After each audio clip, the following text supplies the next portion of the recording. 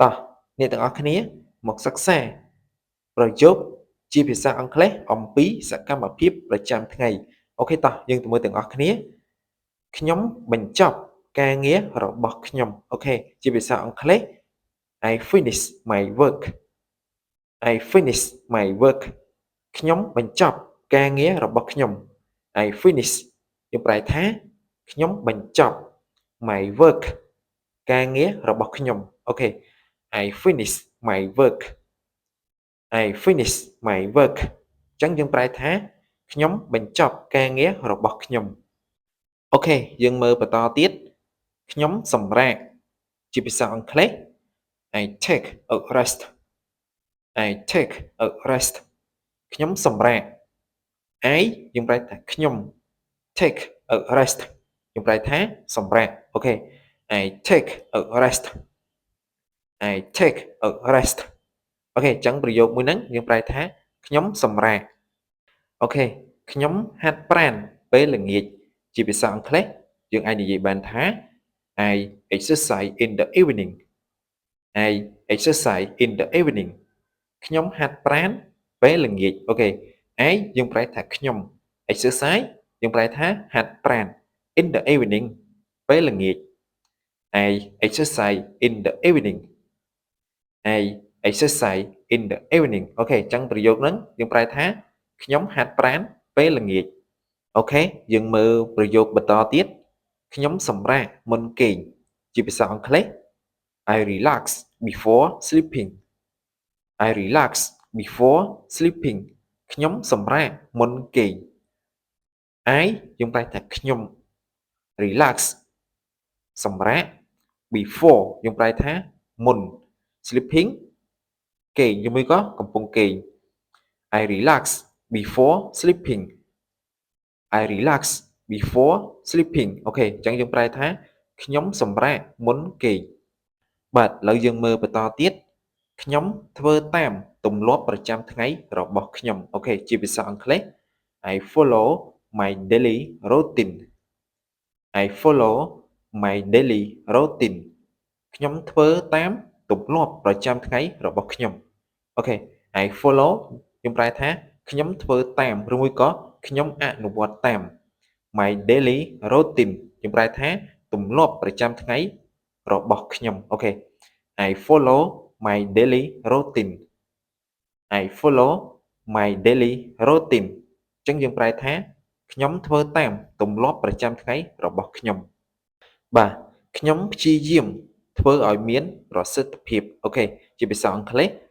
I try to be productive I try to be productive ខ្ញុំព្យាយាមធ្វើឲ្យមានប្រសិទ្ធភាពអូខេ I យើងប្រែថាខ្ញុំ try to be យើងប្រែថាព្យាយាមធ្វើឲ្យមាន productive យើងប្រែថាប្រសិទ្ធភាព I try to be productive I try to be productive អញ្ចឹងយើងប្រែថា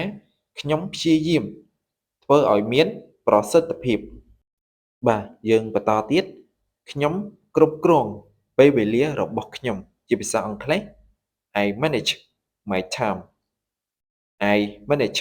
my time យើងប្រែថាខ្ញុំគ្រប់គ្រងពេលវេលារបស់ខ្ញុំ I manage យើងប្រែថាខ្ញុំគ្រប់គ្រង my time ពេលវេលារបស់ខ្ញុំ I manage my time I manage my time អញ្ចឹងយើងប្រែថាខ្ញុំគ្រប់គ្រងពេលវេលារបស់ខ្ញុំតោះយើងមើលប្រយោគមួយទៀត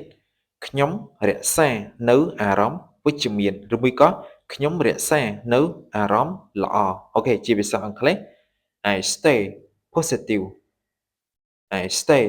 positive ខ្ញុំរក្សានៅអារម្មណ៍វិជ្ជមាន I យើងប្រែថាខ្ញុំ stay positive យើងប្រែថារក្សានៅអារម្មណ៍វិជ្ជមានឬមួយក៏រក្សានៅអារម្មណ៍ល្អ I stay positive I stay positive ខ្ញុំរក្សានៅអារម្មណ៍វិជ្ជមានបាទរាល់ថ្ងៃអ្នកទាំងអស់គ្នាប្រកាសជាដឹងហើយថាខ្ញុំផឹកទឹកប៉ុន្តែដឹងថាជាភាសាអង់គ្លេសគេនិយាយបែបម៉េចអត់អូខេអញ្ចឹងថ្ងៃនេះខ្ញុំនឹងយកមកបង្ហាញខ្ញុំផឹកទឹក ជាភាសាអង់គ្លេស I drink water I drink water ខ្ញុំផឹកទឹក I យើងប្រែថាខ្ញុំ drink water ផឹកទឹក I drink water I drink water ខ្ញុំផឹកទឹកបាទរាល់ថ្ងៃខ្ញុំតែងតែមានកំហុសប៉ុន្តែខ្ញុំនឹងរៀនពីកំហុសអូខេជាភាសាអង់គ្លេស I learn from mistakes I learn from mistakes ខ្ញុំរៀនពីកំហុស learn from mistakes យើងប្រែថារៀនពីកំហុសអូខេ I learn from mistakes I learn from mistakes អូខេអញ្ចឹងយើងប្រែថាខ្ញុំរៀនពីកំហុសបាទយើងមើលបន្តទៀតខ្ញុំកត់ត្រាដោយប្រុងប្រយ័ត្នឬមួយក៏ខ្ញុំកត់ត្រាដោយយកចិត្តទុកដាក់អូខេជាភាសាអង់គ្លេស I take notes carefully I take notes carefully ខ្ញុំកត់ត្រាដោយប្រុងប្រយ័ត្ន take notes carefully យើងប្រែថាកត់ត្រាដោយប្រុងប្រយ័ត្នឬមួយក៏កត់ត្រាដោយយកចិត្តទុកដាក់ I take notes carefully I take notes carefully អូខេអញ្ចឹងយើងប្រែថាខ្ញុំកត់ត្រាដោយប្រុងប្រយ័ត្នរាល់ថ្ងៃនេះខ្ញុំតែងតែជួបបញ្ហាប៉ុន្តែខ្ញុំដោះស្រាយបញ្ហាជារៀងរាល់ថ្ងៃអូខេខ្ញុំដោះស្រាយបញ្ហាជាភាសាអង់គ្លេស I solve problems I solve problems ខ្ញុំដោះស្រាយបញ្ហា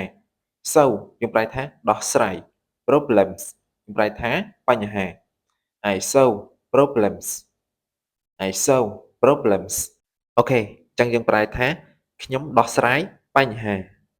បាទជារៀងរាល់ព្រឹកខ្ញុំតែងតែរៀបចំក្រែរបស់ខ្ញុំអូខេខ្ញុំរៀបចំក្រែរបស់ខ្ញុំជាភាសាអង់គ្លេស I make my bed I make my bed ខ្ញុំរៀបចំក្រែរបស់ខ្ញុំ make យើងប្រែថារៀបចំ my bed ក្រែរបស់ខ្ញុំ I make my bed I make my bed អញ្ចឹងយើងប្រែថាខ្ញុំរៀបចំក្រែរបស់ខ្ញុំបាទសូមអរគុណអ្នកទាំងអស់គ្នាវីដេអូរបស់ខ្ញុំបញ្ចប់ត្រឹមនេះប្រសិនបើបងប្អូនគិតថាវីដេអូរបស់ខ្ញុំមានអត្ថប្រយោជន៍សម្រាប់បងប្អូនសូមបងប្អូនជួយចុច Subscribe និង Like វីដេអូរបស់ខ្ញុំអ្នកមួយផងបាទសូមអរគុណសូមជម្រាបលា